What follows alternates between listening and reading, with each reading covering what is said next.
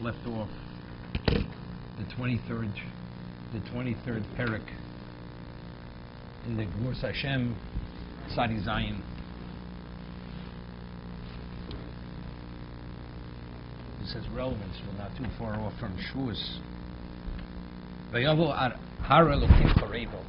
This is referring to Moshe Rabbeinu, who is shepherding the flocks of his father-in-law. And it says he came to Har Elokim Chorevo, the mountain of Elokim, of God, which is Chorevo. The Midrash Chamisha Shemos Yesh Lo. We find that Har Sinai is referred to one of 5 ways. Har Elokim, the mountain of God. Har Boshon,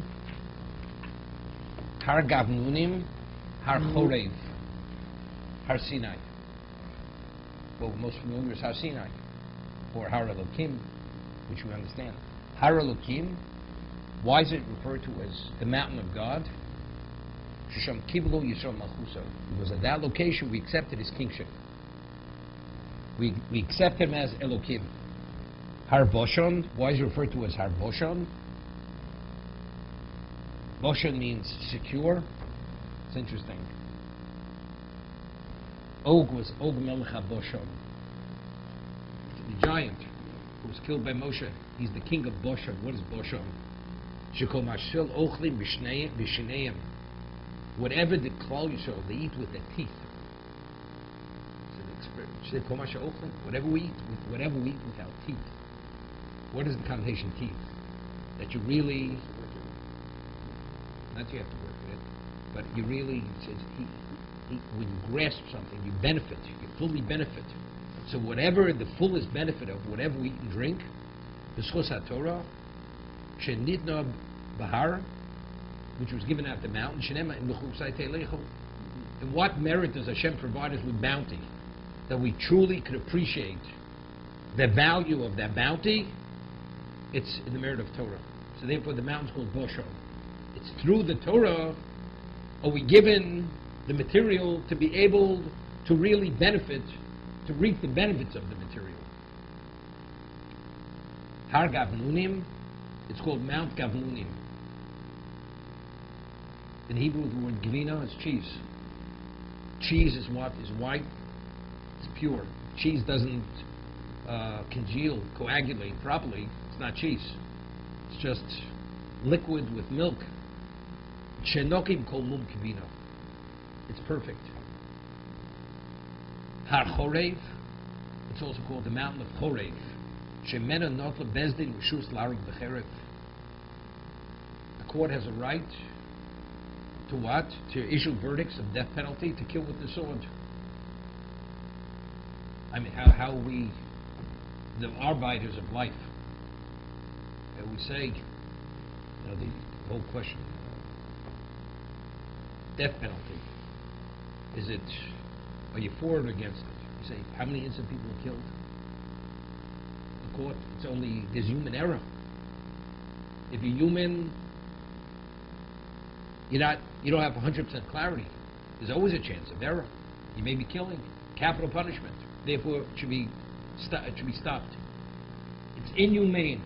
Because if you kill an innocent person, it's humane. But what happened at Sinai? Their laws. When the court sits and convenes, and they meet all the requirements of a court, they cannot make a mistake. Even if the man is innocent on this particular case, why did he die? Because God wanted he should die. So therefore, they were given permission to kill with the sword. But you may be taking innocent life now. Whatever the decision is, if they meet the criteria of what the Torah dictates, the man is not innocent. He may be innocent of this crime, but he deserves to die by the sword. This reminds me, somebody once mentioned to me that he had some people at the table that they said that today there's no such thing as Das Torah anymore. That the whole concept of the Torah mind giving a ruling, it existed at one time, it doesn't exist anymore. Why? Because we see during the Holocaust, many people consulted with the great leading Torah sages of Europe, and they told them to remain, not to leave. And you see they were wrong? And they perished in the Holocaust. So you see, the concept of Das Torah, that they're at a level of clarity, of understanding, grasping truth, doesn't exist anymore. Because you see, they failed. This is what these people suggested. So when a person presented their position to me, I said no. The question is, why did the Holocaust take place? Did it happen because Hitler, God forbid, he just wanted to annihilate the Jewish people? If God didn't want him to succeed in his attempt, not one Jew would have died. So why did 6 million Jews die? Because God wanted 6 million Jews to die. Why? We don't know why. We have no prophet. But factually, the Holocaust happened because God wanted it to happen. What is Das Torah? Das Torah is, they give you an understanding and a direction, and what? Which direction? What God wants. What did God want? The Jews to remain in Europe and not escape. That they should perish in the Holocaust. That's why they died. That's Das Torah. So if the court rules that a man is guilty and he has to be put to death, even after witnesses are found out to be conspiring witnesses. But factually, why was the man put to death? Because God says they must be put to death. Rambam writes that there's such a thing as a false prophet and there's a true prophet. How do you know whether a prophet is a true prophet or false prophet? Based on verses in the Torah. So the Rambam writes that a prophet has to meet 2 criteria to be established as a true prophet. Firstly, he has to forecast the future, and the event that he forecasts through prophecy, it actually comes to fruition. It happens. Secondly, or firstly, he has to perform a revealed miracle. First a revealed miracle, then he forecasts the future, and if actually it happens, that's a confirmation he's a true prophet. So Rambam asks, but we know there's such a thing as sorcery. So if there's such a thing as sorcery, maybe the miracle came about through sorcery. It's not a miracle. Miracle, difference between sorcery and miracle is God alters nature. Sorcery is you resort to certain nether forces in existence which you can alter forces, but it's unrelated to God. So if that's the case, how does a prophet establish himself as a true prophet if what's perceived as a miracle may not be a miracle? It may be an act of witchcraft. That's the Rambam's question. So the Rambam answers, what's considered evidence, absolute evidence in court? Testimony of 2 qualified witnesses. So you say, but how do you know the witnesses are telling the truth? The answer is, they undergo interrogation. They're interrogated by the court. But even after everything's said and done, even after interrogation, it's possible they rehearsed it so well that they passed the interrogation all over the line. Because there is such a thing as conspiring witnesses. So maybe you're putting a person to death based on false testimony. God says if witnesses are presumed to be valid, qualified, and they meet the criteria of interrogation, you accept them as evidence. That's accepted as evidence. Similarly here, God says if they perform a supernatural act and it appears to be a miracle, you accept it as a miracle. You accept it as that.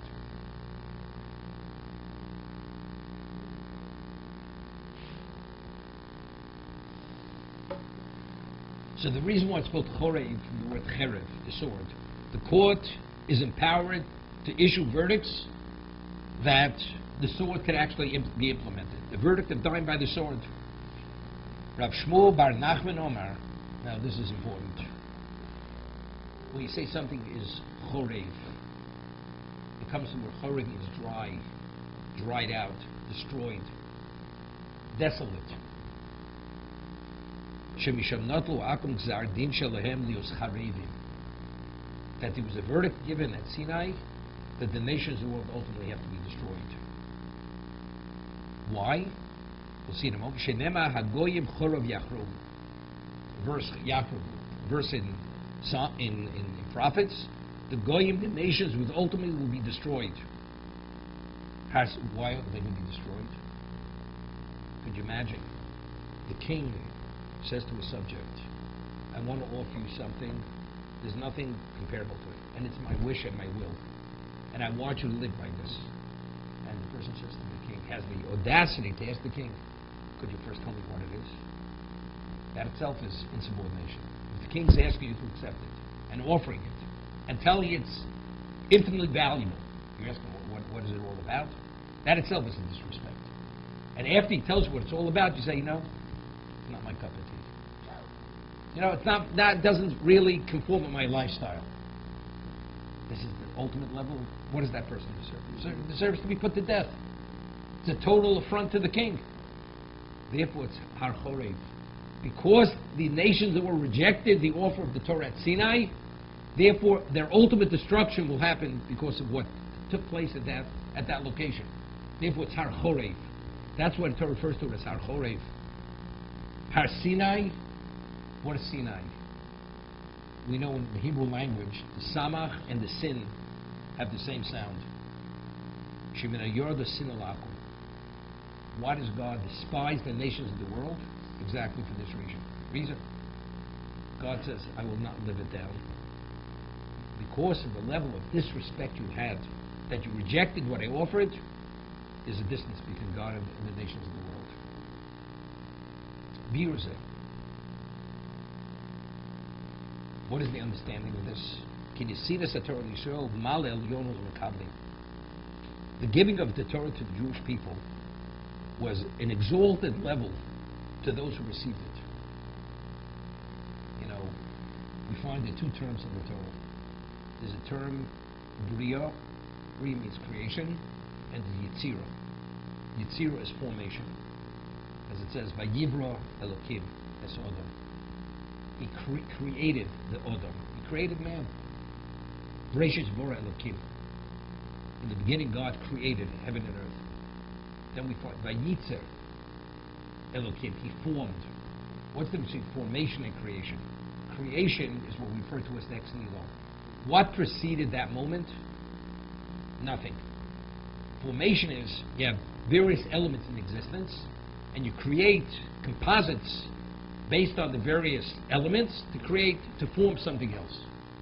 So Bria is nothing pre-existed that moment, and Yitzira means it developed. You developed something within what does exist. Pre-Sinai, what were the Jewish people? What was our classification? B'nai Noach. We were Noahites. We were Noahites who had a special relationship with God because of the patriarchs. Avos HaKadosh. We had a few extra mitzvahs. Circumcision, which the nations of the world had none. We weren't permitted to eat the hindquarter sciatica nerve of the kosher species. That's one. But outside of that, our classification of human being, Noahites. What happened at Sinai when God took us as His people? We became Goy Kodosh. We became Mamleches Kohanim. We became the kingly priestly nation. We became a different entity. What we became did not precede that moment. This dimension of being did not precede. As a human being, this human being never existed before Sinai. Didn't pre-exist that moment. So what actually happened in Sinai was the equivalent of Bria. It's Bria. We find that the text of the blessings that we say under the chuppah, that we say at Sheva Brachos, that we say when we marry a person, Jewish marriage, or during the 7 days of celebrations, what is the text of one of the brachos? Hashem Boro Sosa B'Simcha. Boro. God created different levels of joy. Boro. Word is creation. Choson B'Kala. He created the groom and the bride when He created them. Two people, they feel they have a relationship, they just choose to get married. Well, you're bride and groom. You're Choson B'Kala. Boro Choson B'Kala. It's a different entity. This entity is not just two people getting together. When two people get married within the context of Jewish marriage, they assume a different level. It's not one, it's one and one. No. It's an entity which did not pre-exist this moment. As we say, it's more than the sum total is greater than its parts. The sum total has no relevance to the parts in terms of dimension of being. It's a different dimension. which did not pre-exist this moment. So that's all, that's Bria. It's a new entity that came into being. Birza, what is the understanding?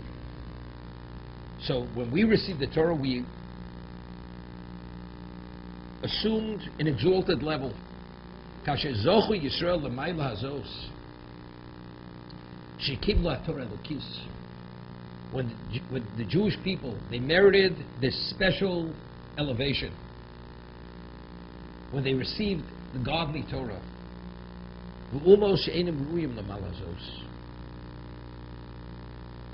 but the nations, they're not worthy of this special level. They have no relevance to it. So because of this, there's a distance and there's a dislike.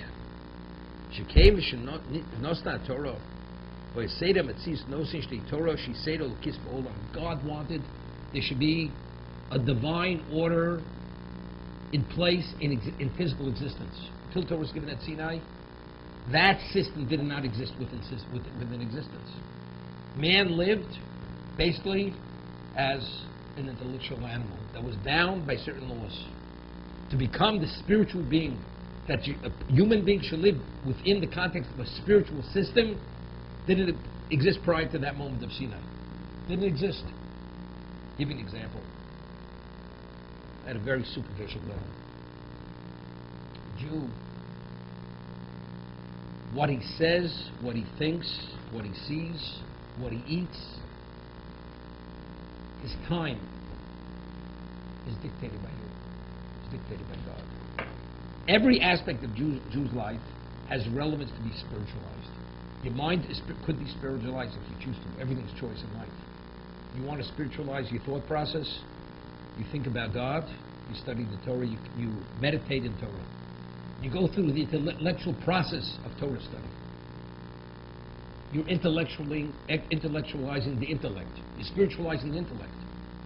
You speak words of Torah. You sanctify your power of speech. You desecrate your power of speech by saying falsehood, by speaking negatively of another person, slandering another person, talebearing. That's desecration of speech. A non-Jew speaks whatever he speaks, not affected whatsoever, negatively. A non-Jew speaks what we call Lashon Hara. He's not a maybe a quality person, but in terms of his level of diminishment as a human being, same human being. Same, maybe a bad person, but as long as he doesn't violate the seven no-hide laws, he doesn't kill, he doesn't commit adultery, incest, doesn't blaspheme God, is not a pagan, all that, he may not be what we call the quality human being, but as a human being, no, there's no change in his status. A Jew, you either advance yourself or you diminish yourself. You're a different person continuously. How do you differentiate between, it's based on verses, a human being, what's a Jew, and an angel? An angel is referred to as Omeid. He's stationary. A human being is a holech. There's always movement.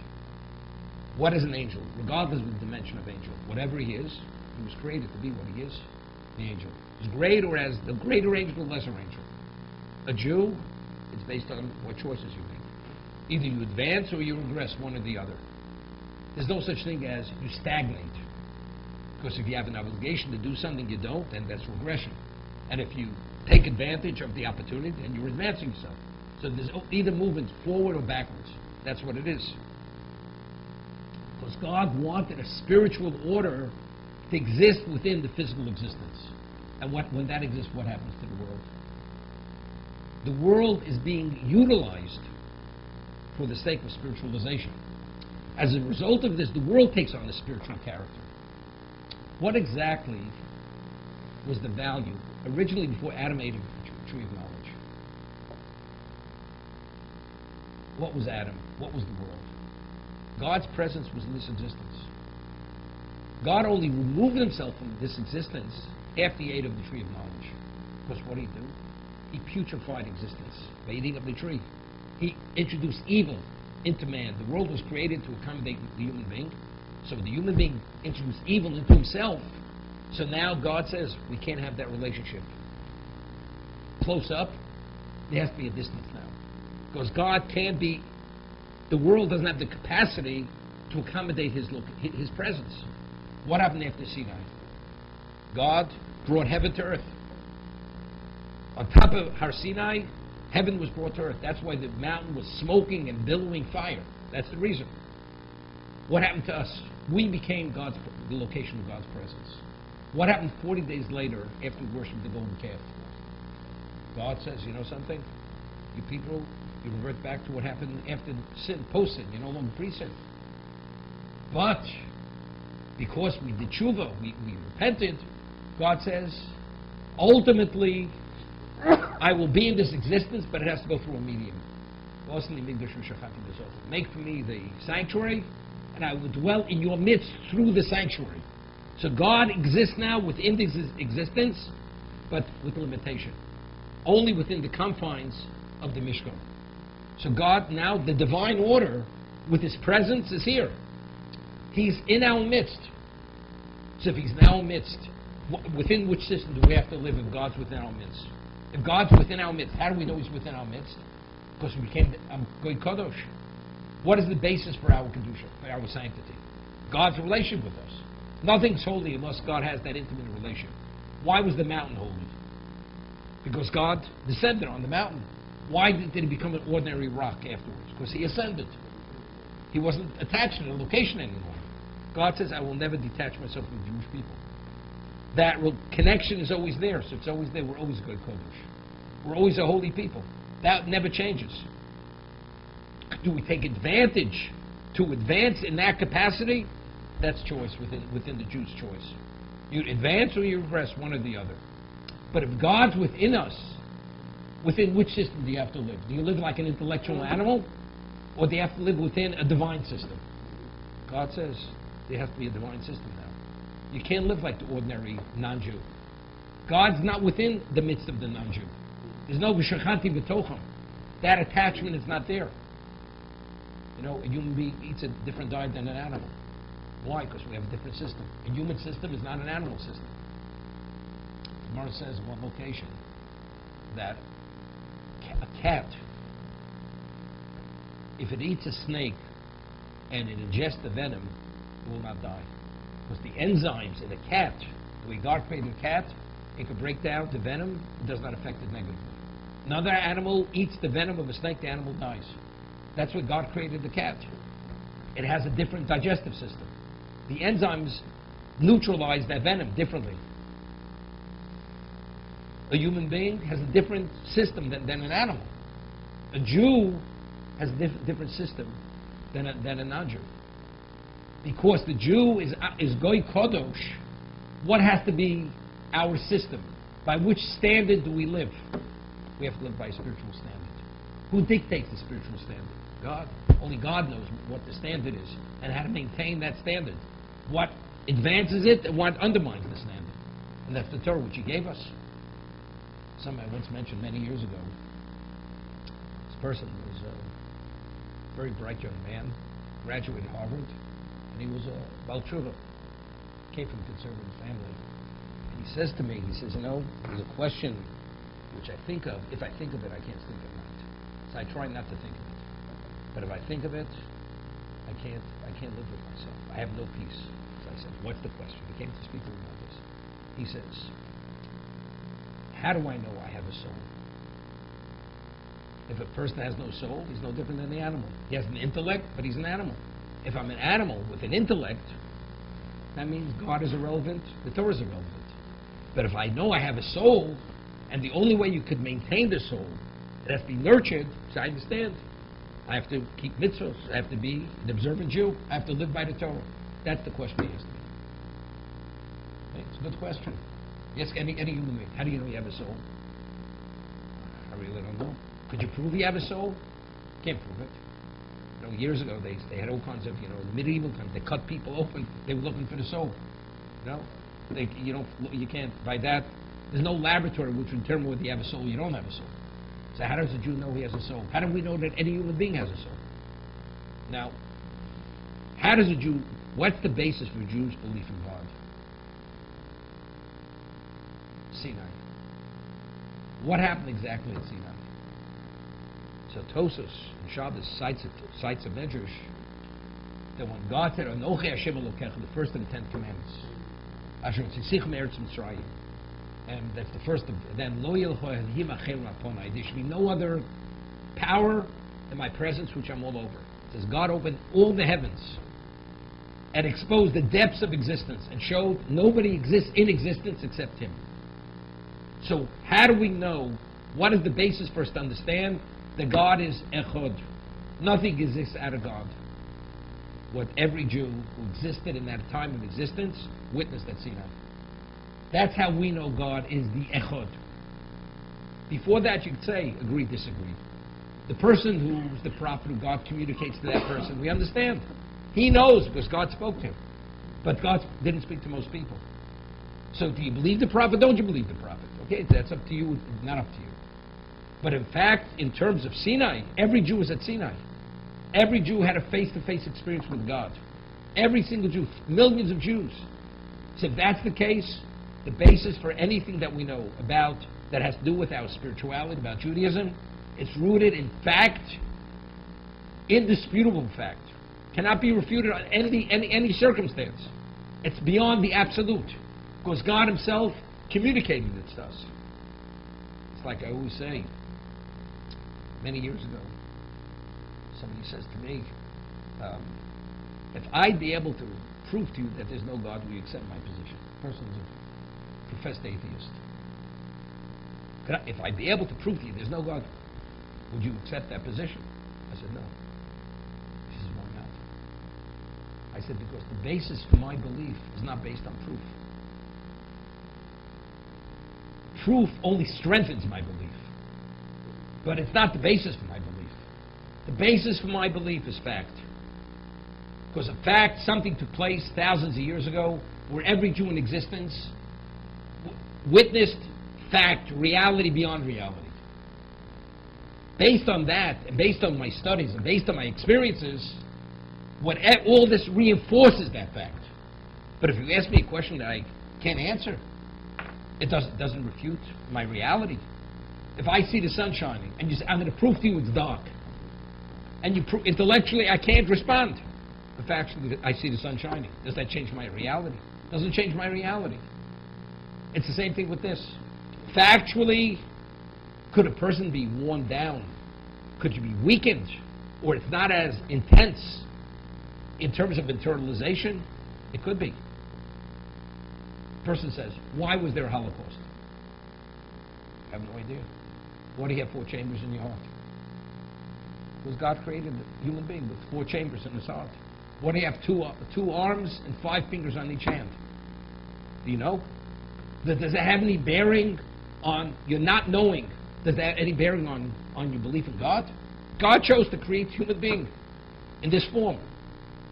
God chose the sun should shine and rise and set in a certain way. And the seasons. Why? Because God chose there should be seasons. Do I know why? Well, evidently this is the optimum way for the world to function. But why? You know something? I don't know, but it doesn't make a difference. If God felt that's best for existence, that's His choice. He knows better. Years ago, it used to be, Father knows best. Father knows best. God knows best. Right? No question. So what's the question? But why was there a Holocaust? I have no idea. After 120 years, if God wants to explain it to me, I'll know. Otherwise, I don't know. But does it make a difference to me? Maybe, yes, in terms of we could have done things better. We could improve. We have things to correct. Because nothing's perfect. The human being is the farthest from perfect in terms of his behavior. Okay? There's always room for improvement. That's fact. Nothing changes. You study certain works, or you read Koheles. Shlomo Melech, son of David, writes Koheles. You read Koheles. In terms of the essence of the human being, the essence of existence, nothing has changed. Thousands of years, nothing has changed. The human being is the same human being. His vulnerabilities, his blind spots, his strengths, his weaknesses. Nothing has changed. And we have to deal with all the issues. We're exposed to different things which cause us to weaken. Different things are available. Famous words from the Chofetz Chaim. He writes that, one time there's no such thing as communication. Communication, you had the carrier pigeon. Right? Telephone didn't exist. What about the photograph? What about recording something? All these things never existed. Why? Why did God allow mankind to come on to all these new inventions or understandings, how to develop this, to be able to speak long distance, or to capture a moment through photography? And it goes beyond that. The Chofetz Chaim is writing this in the early part of the 20th century. Why? Or part of it's the latter part of the 19th century. Why? He says, God knows all. So a person has a question. God's in heaven, we're here. How does he know what's going on? How does he hear what I speak? So God says, at one time he says, when a person's faith was strong and belief was strong, God is all knowing. So is there a question? He's in heaven, I'm here. He knows what's going on. What happens if the generations, as they continue, one's faith and beliefs weakens? So you have to have proofs. So we say, if a man is able to hear a man long distance, I mean God, who's the creator, he's not able to hear your conversation. That's what we call the Kal V'chomer. At the day of judgment, your life, it says, every action of your life will be recorded in the ledger, and the day of reckoning, everything's going to be presented before you. Every conversation, every event, to the smallest detail. How's it possible? You know how many things happen in our lifetime? Today you have security cameras. Continuously going 365 days, a year, 24 hours a day for years.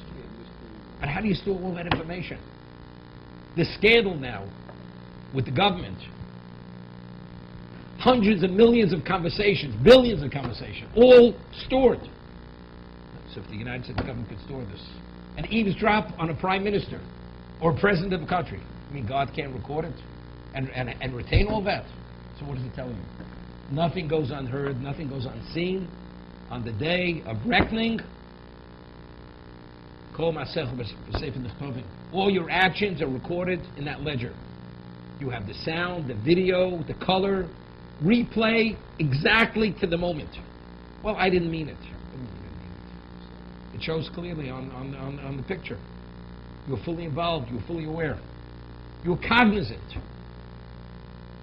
They're going to come up with a brain scan like they can't even read your thoughts. How does God read your thoughts? It says God, one of the Ani Mammons, the 13 tenets of belief is God knows Machshavo Sodom. He knows your thoughts. How does he know your thoughts?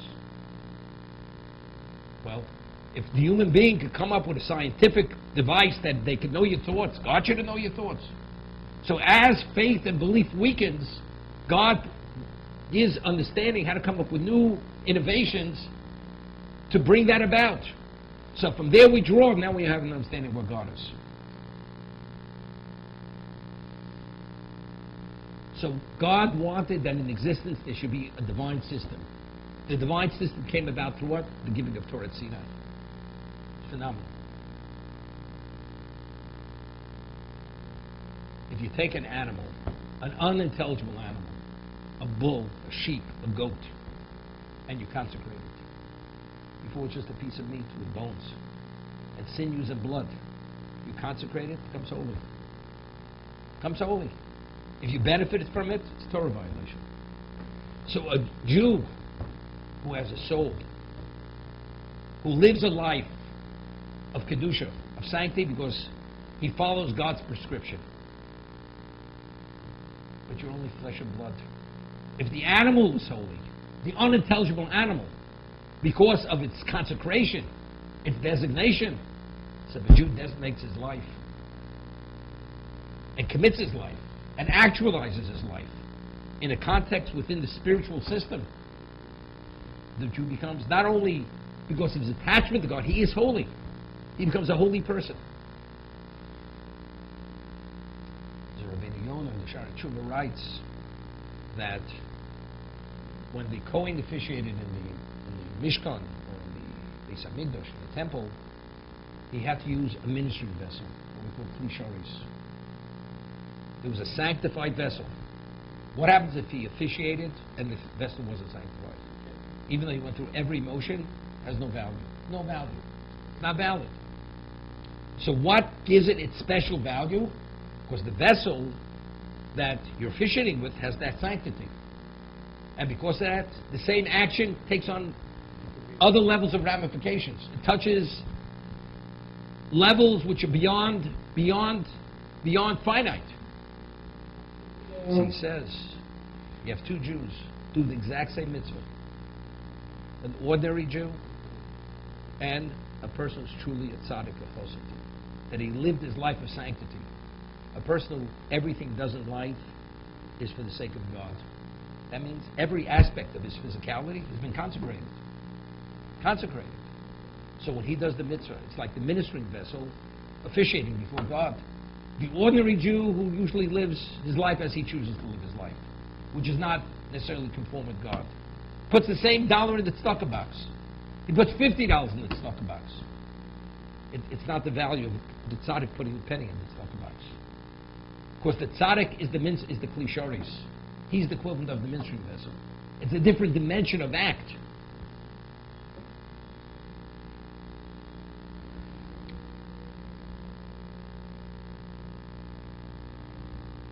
Ramchal writes in one location, Gemara tells us, in two locations, that Hillel HaZoken was the prince of Klal Yisrael. Hillel, he had 80 students. And you understand, his students were very special. The greatest of his students was Rabbi Yonasan ben Uziel. We have Tarbum, Yonasan ben Uziel. He was the greatest. The smallest of his students, within the lesser category of the students, was Rabbi Yochanan ben Zakkai. Rabbi Yochanan ben Zakkai was the after the destruction, time of the destruction of the Beis Hamikdash, the second temple, he was the leading Torah sage of the generation. He was of the lesser Talmid students of Hillel HaZoken. Somewhere says, what did Yonasan ben Uziel know? It says he goes and enumerates. He knew everything. What did Rabbi Yochanan ben Zakkai know? Knew everything. Yeah, they both knew everything. You'd ask each one any question, instantaneously they would respond with the same response. They had the same dimension of knowledge. So the Gemara asks, so why was Rabbi Yonasan ben Uziel considered the greater and Rabbi Yochanan ben Zakkai was the smaller? Yeah? So the Gemara answers, because Rabbi Yonasan ben Uziel would study Torah, and birds would fly over his head, they'd be consumed by fire. Rabbi Yochanan ben Zakkai, when he would study that same Torah, they would not be consumed by fire. That's the difference between them. But they knew everything identically, the same degree of knowledge. One did not know more than the other. So how do we understand it? Why was one, when one studied, the intensity of the holiness of his Torah consumed the birds that flew overhead? Rabbi Yochanan ben Zakkai, it did not. Why? So Ramchal explains that based on the dimension of a person's soul, that will determine how many worlds are affected. How many worlds do you move?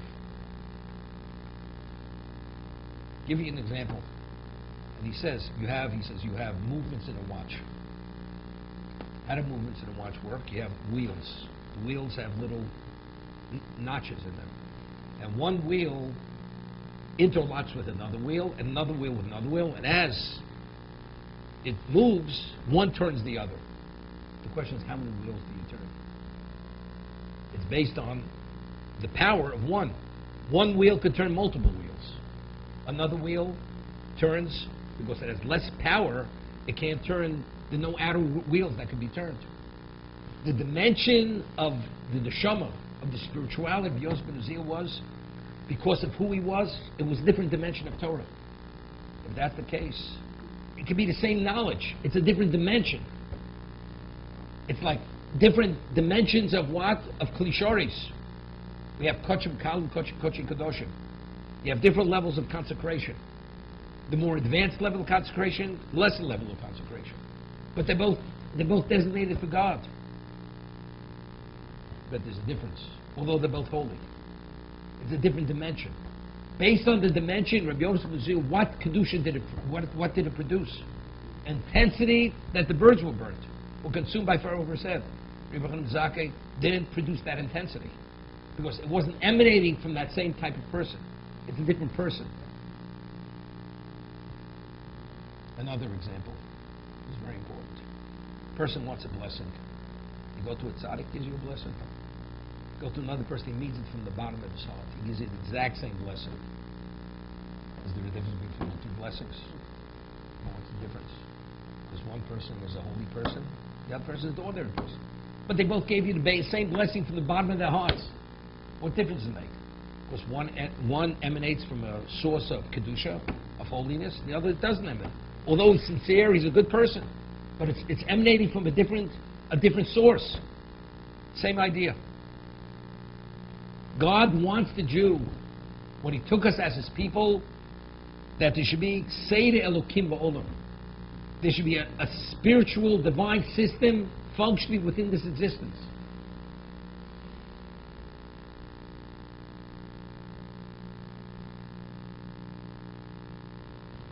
Medrash asks, ritual slaughter has to be done in a very specific way. It's from the throat, not from the back of the head. So the Medrash says, to God, does it really make a difference if you cut the animal through the throat or the back of the head? It's all the same thing. But God chose it should be done that way. To God, it doesn't make a difference. But factually, if you don't slaughter it as the Torah prescribes, what ritual slaughters with shechita, it's not valid. But why?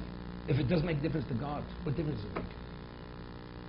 The question is, what will affect our spirituality? To God, of course, it doesn't make a difference. But why did God prescribe shechita in this particular manner? Because to affect our spirituality, to advance it, what we need to accommodate us, for us to be spiritualized, it has to be done in a specific way. If you do differently, that level of spiritualization will not be brought about, and just to the contrary. Based on our makeup, spiritual makeup, it'll cause a diminishment of the spirituality. That's what it'll cause blockage. Gemara says that if you eat non-kosher species or non-kosher meat, it says nitmeisem will become contaminated through them. In Hebrew, the spelling of nitmeisem, which is rooted in the word tamei, contaminates, spiritual contamination, is an aleph. And the word nitmeisem, when it says you will become contaminated through them, the aleph is deleted. So without the vowels, it can be read, you'll become sealed, you'll become shut down. If you eat non-kosher species, you ingest them, it will shut down your spiritual system. It creates a blockage. You become desensitized. But if you kosher, the spiritual systems are open. To say, well, they make a difference. You're eating kosher, you need a way. It's a chicken. It's a kosher species. No, Torah says, if you want your systems to operate, to have a capacity, to have a sense of spirituality, you have to eat kosher. It's not up to species to be kosher. It has to be purveyed, has to be prepared to kosher. Why? Food is food. It's the same chicken, same steer, the same sheep. Doesn't make a difference. The person eats edible food. He eats food which is high cholesterol, mega cholesterol, eats other lean things, other things which don't increase one's cholesterol level. What do you mean? One person gets clogged arteries, the other person doesn't. One person has hypertension, high blood pressure, but they're both food. It's all edible. Why? The answer is because the human body reacts differently to different kinds of food. The spirituality of the Jew reacts differently to different types of preparations of food. What types of food? The species. A fish, it has to have scales and fins. Otherwise, it's not a kosher species. But a fish is a fish. No, food is food. It's not. It's a different reality. You always have an example within the physical to give us an understanding of the spiritual.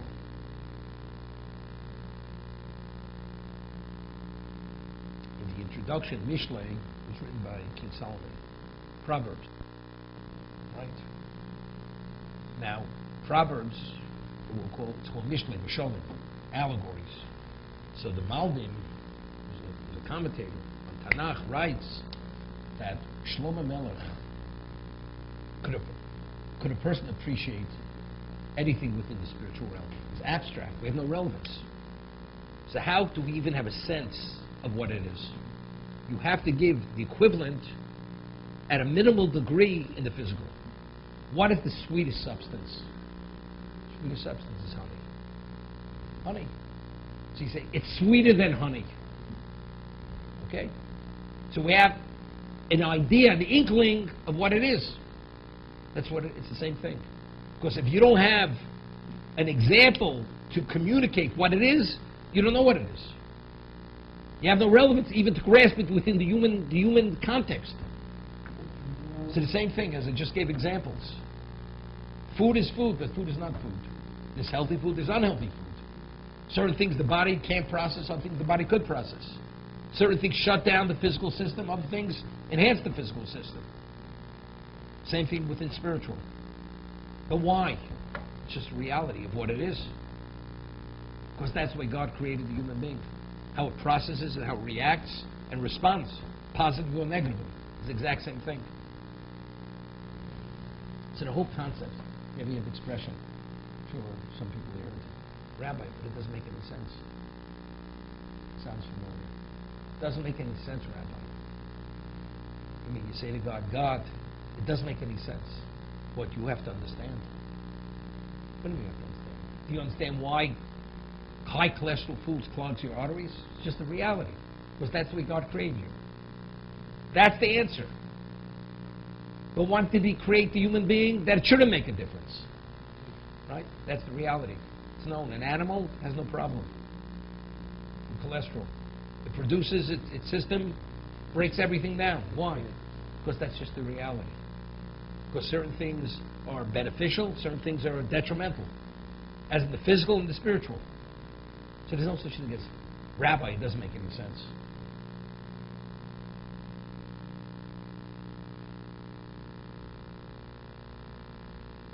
There's a story, beautiful story from Yisrael Salanter. He lived in different locations in his lifetime. Yisrael Salanter, we speak about the outreach person. Yisrael Salanter did tremendous outreach. This is before the outreach movement. Right? He lived at the end of he passed away in Paris. Because he moved to Paris because the assimilation in Paris was terrible. This is in the late 1800s. And he lived in Germany. He left Vilna to go to Germany.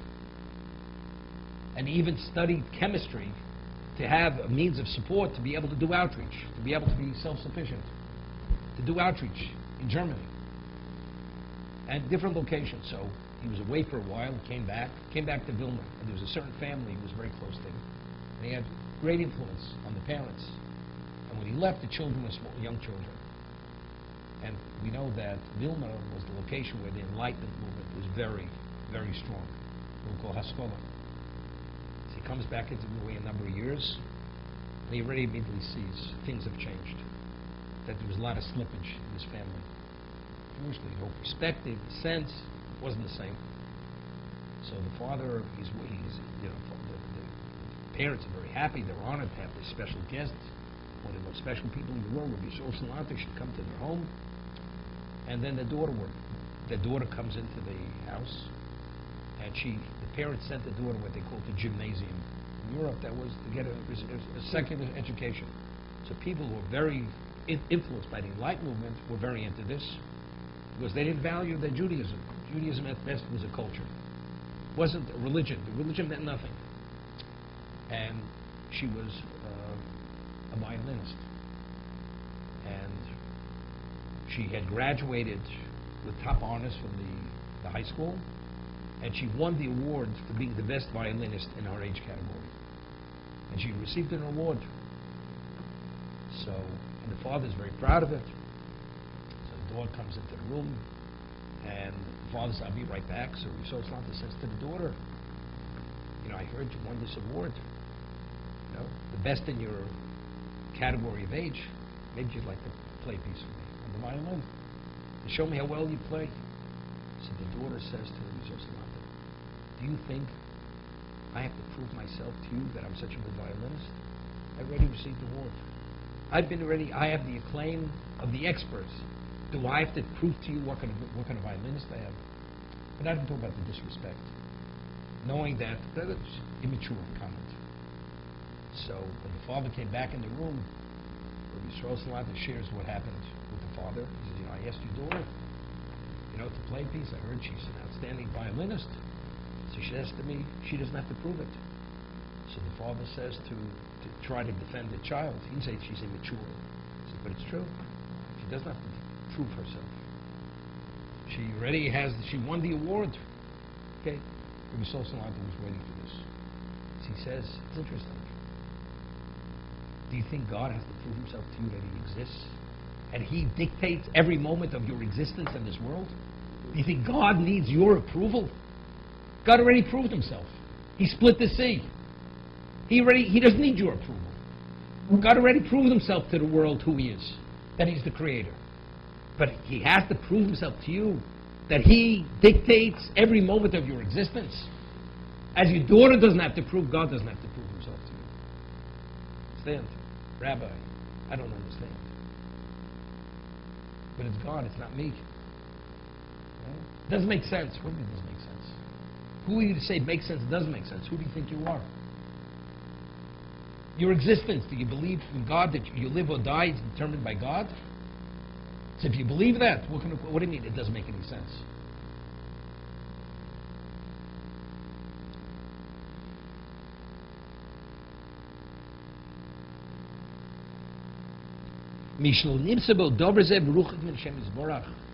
So if a person doesn't live within the spiritual system, he's at a distance. He's not within, sometimes a person says, I missed the catch.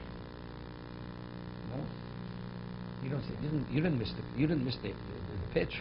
You're not even within the ballpark. You're not within the ballpark, as they say.